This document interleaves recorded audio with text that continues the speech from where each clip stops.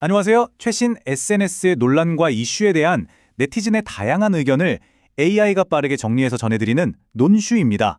오늘의 이야기는요. 혹시 집 구할 때 이런 조건으로 방 있냐고 물어봐도 되나? 하고 망설여 본 적 있으신가요? 바로 그 질문 하나 때문에 인터넷이 그야말로 발칵 뒤집힌 사건에 대한 이야기입니다. 한 공인중개사가 올린 짧은 글이 어떻게 온라인을 뜨겁게 달궜는지 지금부터 한번 제대로 파헤쳐 보겠습니다. 자, 논쟁의 시작이 된 바로 그 조건입니다. 서울 마포구요. 보증금 300에 월세는 35만 원, 심지어 주차까지 가능해야 한다. 여러분 어떠세요? 딱 듣기에도 와, 이건 좀 무리 아냐 싶으신가요? 아니면 그래도 잘 찾아보면 있지 않을까 하는 생각이 드시나요? 바로 이 조건을 두고 사람들의 생각이 완전히 갈리면서 어마어마한 논쟁이 시작된 겁니다. 네, 그럼 이 모든 논란은 대체 어디서부터 시작된 걸까요? 바로 SNS에 올라온 딱 하나의 게시물, 그게 바로 도화선이었습니다. 어떻게 보면 평범한 이 질문이 어떻게 온라인을 전쟁터로 만들었는지 그 원본 게시물부터 한번 살펴보시죠. 네, 바로 이 글입니다. 공인중개사로 보이는 한 유저가 올린 건데요. 마포에서 300에 35를 구하면서 주차 되냐고 물어보면 난감하다. 이 짧은 문장, 여기서 어떤 감정이 느껴지시나요? 어떤 사람들은 이걸 보고 오죽했으면 저럴까 하는 지친 중개사의 하소연으로 봤고요. 또 다른 사람들은 이건 고객을 대놓고 비웃는 거 아니냐라며 조롱으로 받아들였습니다. 이 글이 퍼져나가면서 여론은 순식간에 둘로 쫙 갈라졌습니다. 보시는 것처럼 인터넷은 그야말로 찬반 양론으로 나뉘어서 뜨겁게 달아올랐습니다. 한쪽에서는 아니 현실을 너무 모르는 손님 때문에 얼마나 힘들었겠냐면서 중개사 편을 들었고요.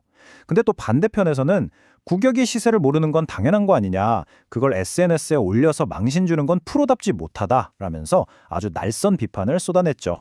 결국 이 논쟁의 핵심은 딱 두 가지 키워드의 충돌이었습니다. 과연 이게 상식의 문제냐 아니면 프로 정신, 즉 직업 윤리의 문제냐. 중개사를 옹호하는 쪽과 고객 입장을 대변하는 쪽의 팽팽한 주장들이 어떻게 맞붙었는지 그 핵심 논리들을 하나씩 짚어보겠습니다. 중개사를 옹호하는 쪽에서 아주 기가 막힌 비유를 하나 들고 나왔습니다. 바로 200원짜리 컵라면 비유인데요. 편의점에 가서 200원짜리 컵라면 찾는 거랑 뭐가 다르냐는 거예요. 한마디로 이 요청은 현실 물정을 전혀 모르는 상식 밖의 질문이라는 걸 꼬집은 거죠. 와, 이 비유를 딱 들으면 진짜 그러네 싶으시죠? 굉장히 그럴듯하게 들립니다. 하지만 말이죠, 반대측에서는 곧바로 이 컵라면 비유에 결정적인 허점이 있다고 날카롭게 반박하고 나섰습니다. 부동산은 컵라면이랑은 근본적으로 다르다는 거죠. 그럼 컵라면 비유가 왜 틀렸다는 걸까요? 반박의 핵심은 이겁니다. 첫째, 컵라면은 어딜 가나 가격이 똑같은 정찰제잖아요. 근데 부동산이 그런가요? 아니죠. 바로 옆 건물, 심지어 같은 건물의 위층 아래층만 가도 가격이 달라지는 게 부동산입니다. 그리고 둘째, 이게 더 중요한데요. 만약에 지방에서 막 서울로 올라왔거나 생애 처음으로 독립하는 사회초년생이라면요, 그 동네 시세를 모르는 게 어쩌면 당연한 거라는 겁니다. 모르는 걸 물어보는 게 어떻게 조롱거리가 될 수 있냐는 거죠. 자, 이 표를 보시면 양쪽의 입장이 정말 한눈에 딱 들어오죠.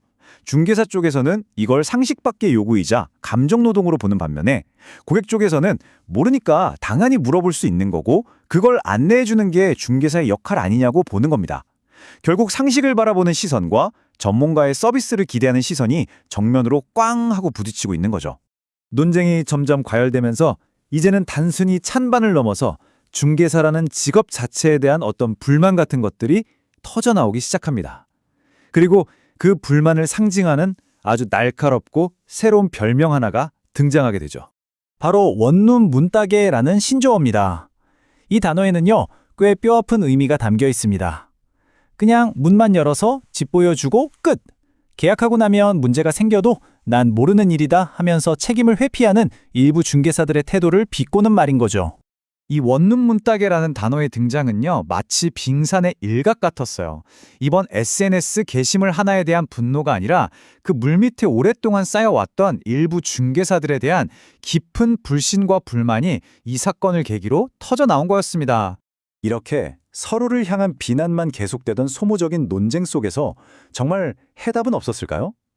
다행히도 이 모든 소음을 잠재우고 논쟁의 판도를 바꾼 아주 이성적인 목소리 하나가 등장합니다. 어떻게 댓글 하나가 이 흐름을 바꿨는지 지금부터 집중해서 한번 보시죠. 네, 정말 끝도 없이 평행선만 달릴 것 같던 이 논쟁을요, 댓글 하나가 그냥 깔끔하게 교통정리를 해버립니다. 이른바 사이다 댓글이 등장한 건데요. 이 댓글이 나타나자마자 격렬했던 논쟁의 분위기가 순식간에 착 가라앉기 시작했습니다. 그 댓글의 내용은 바로 이렇습니다. 자신을 전직 공인중개사라고 밝힌 네티즌의 글이었는데요.